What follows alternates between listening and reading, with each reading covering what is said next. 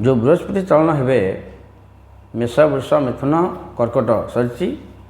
देखा सिंह राशि सिंह राशि बृहस्पति कौन फल आसूची सरज्योति नगर सुंदर ईशपुर धा घेनी सचिव पात्र संगे अमात्य गमिले तत्व क्षणी सिंह राशि बृहस्पति नवम थे दशम को जीवे केन्द्र रहिले बृहस्पति किंतु यह शत्रुस्थान हेले भी से केन्द्र रहिले दशम कौन हम ना पितृ मामुहर बहुत बड़ बड़ लोक संपर्क उत्तम रही असुविधा ना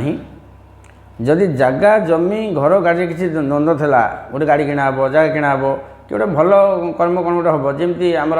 मिथुन राशि सेमती सिंह राशि जदि हम ताले बर्तमान को से जगह जमी घर गाड़ी बाबद में बहुत शुभ संपत्ति द्वंद्व तुटब नूतन जगह क्रय क्रय करेंगे करपारती नुह करेंगे जार आवश्यक अच्छे समस्त करेंगे जहाँ चारिचकिया गाड़ी आवश्यक अच्छे समस्त कहीं करेंगे गाड़ी करेंगे तुम्हें जब गाड़ी जनित किसी बाधा था सी तुटब संपत्ति द्वंद्व तुटब नुआ घर करेंगे ये जिन जातक रही मातृ सहित संपर्क भल पितृमा सहित संपर्क उत्तम रही असुविधा ना तापर षष्ठ को दृष्टि कले जो नवम दृष्टि मकर राशि की टी आंठू जनित बाधा हो पारे ये जो पाद तली पाद आंठू अंटा टी जॉइंट पेन टी हो पारे कि विशेष सेमती असुविधा ना तथापि आम जदि बृहस्पति चलन फल देखा सिंह राशि 100% फल तांकर ये वर्षक भोगाभोग हे से असुविधा ना जदि असुविधा अनुभव करेंगे तार प्रतिकार करेंगे कौन प्रतिकार करेंगे ना ओस्थ फल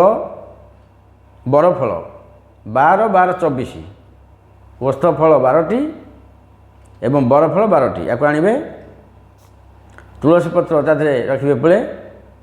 खंड हलदी 5 खंड रखिए हलदिया फूल 5टी रखिए ताकू एकाठी रखी हलदिया कपड़े बांधिकी शोवा घरे टांगीदेवे यदि ये करती सिंह राशि पाला निश्चय बृहस्पति शुभफल पाइबे टीला जे बागुला ना सेमिति फल समझकर खराब अच्छी भल अच्छी सब प्रकार अच्छी खाली बृहस्पति आसिले जे बृहस्पति आम भल को आसिले आम चोरी कर जेनी बृहस्पति आम बर्तमान एकादश कहले आम बर्तमान मनुष्य मारिया आमको लोक छाड़देवे बृहस्पति एकादश कहले आम बर्तमान क्या गोटे पिटवा जापटाटे मोर तो बर्तमान 11 बृहस्पति बाड़ी देवी सेमती केमी हम धारे चलो ग्रह कौच भल बाट को नौची धारा चल बेधारा जीव से जिते भल समय थे भी से ऑटोमेटिक खराब पड़ज हरि ओम तत्सत्।